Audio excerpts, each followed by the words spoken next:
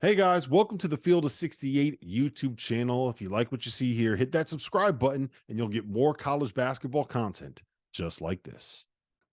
I think if there's Yeah, one concern that I have with this UConn sure. team right now, it's that I don't know if they have, again, I don't know if they have a stud. I don't know if they have the star. I don't know if they have the guy that can be an all Big East / all American caliber guy. And I think if Alex Caravan comes back, one thing we've seen with UConn over the years, Jeff, they always have someone making that breakout. They always have someone taking that step forward, whether it was RJ Cole uh, 2 years ago, whether it was Jordan Hawkins and Adama Sanogo the year they won in 2023, whether it was Tristan Newton and Donovan Clingan this past season.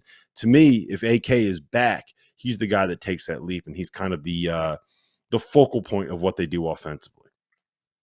Yeah, I can't believe you haven't mentioned Caleb Love by now. I mean, that's your Well, guy, he was going to be next. and I do feel like again, I know I've been harsh on him in the past, and I know you know you don't know what you're going to get out of him sometimes, but the bottom line is Arizona needs Caleb Love. They need him back because where are you going to get 17 points a game? Where are you going to get a guy that you're?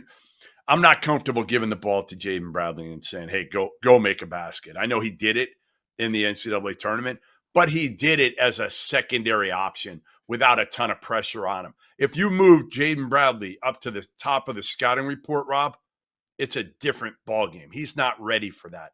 That's not his game. You need a Caleb Love. Now, again, you need a Caleb Love who takes another step forward, in my opinion. And could he do that? He took a major step forward from last year to this year in terms of defensively, and even like his decision making was better. It's never going to be great, but it was better. Can he take one more step forward? I think Arizona needs Caleb Love back. Yeah, they do. I also think they need another kind of like big athletic wing, right? And I don't think that as much. I really love Trey Townsend's game. I don't know if he is. If you're playing him at the 4 alongside one of these other big guys at the 5, I think you're going to run into some of the same issues that you ran into 2 years ago when you had the Tubelis. big Tubelis and Ballo playing together on the front line. I got another one for you. All right. And I don't know where you stand on this guy, but PJ Hall still has a year of eligibility left. Now, it I might think be the he's kind of gone. thing where Yeah, I think he's gone, Rob. Like I don't. There's a very, very, very small chance I think he returns, but I think PJ Hall. I would not, if you're a Clemson fan, I would not expect him back.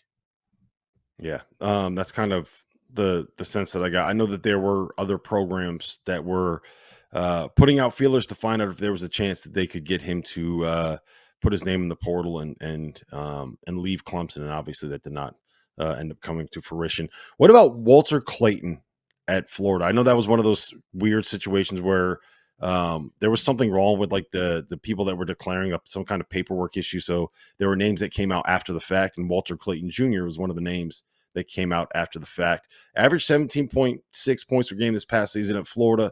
Shot maker, bucket getter. And if you kind of look at who Florida targeted in the portal, like they have some talent coming back, and they got Elijah Martin, they got Sam Alexis from Chattanooga. Like there's a pretty good setup right now for this Florida program if they can get Walter Clayton Jr. back. I mean, where's he going? That's what I ask you. Like, where's Walter Clayton Jr. going? Like you got to come back. And I love Walter Clayton Jr. I love him. You know that, but I don't think there's even a question here to me if a guy like that comes back. So there again, like you said, there are a few decisions that you look at and you're like, okay, they might have real decisions. But again, even Jonell Davis, I was surprised, Rob, when I hit up like 4 or 5 GMs and number 2 guys for NBA organizations, and I said, where do you guys have Jonell Davis? I expected them to say like, maybe in the 30 to 50. And most of them were like 40 to undrafted, like two-way for Jonell Davis. That surprised me again. When I watch him, I see something different. Again, I've been wrong plenty, but these NBA guys have been wrong plenty too. I just see a guy that in the second unit, especially in a draft like this, he can fill a major role because he could shoot it from deep. He could pull up. He can get to the basket and finish. He rebounds his position. He's got some shit to him. He's tough.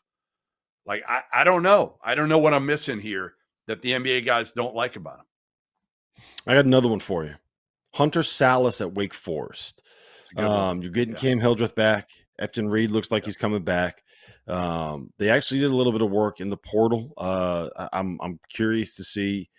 We've seen the last couple years, Forbes has gotten the absolute best out of transfer that he's brought in. So they're bringing in another 5-star in Omaha Baloo, who did not play that well at Iowa State this past season.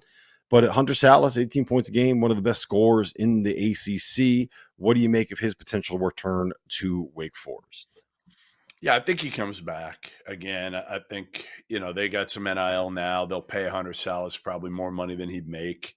And he had a hell of a year this year. But that's one that it could go either way. Could go either way, and that's really important to me for Steve Forbes, who's also in there for my guy TJ Power. They're in the mix for they recruited him out of high school as well for the Duke transfer. And if they got Salas, Efton Reed, TJ Power, that's a pretty good trio to go in with in the ACC. That would give him a chance. I'm going to give you one more. And it's a guy that wasn't at his place, but it would be a key return for a team that honestly is really got a chance to be pretty good again. And that's Gonzaga, and that's Michael Ajayi. Is that? I always pronounce it wrong. The Pepperdine transfer, who averaged about 17 points a game.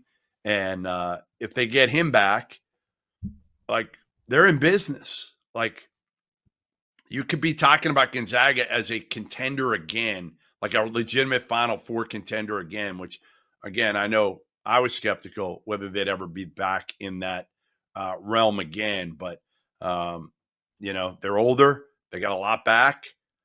Hickman's gotten better. Nemhard, like, they got a lot. And if they bring Ajayi back again, from he's trying out the draft process as well, I think they could have a squad there. Thank you for watching the Field of 68. If you've enjoyed what you've seen here, hit that like button, share this link with your friends, or check out the description for some other places that you can consume Field of 68 content.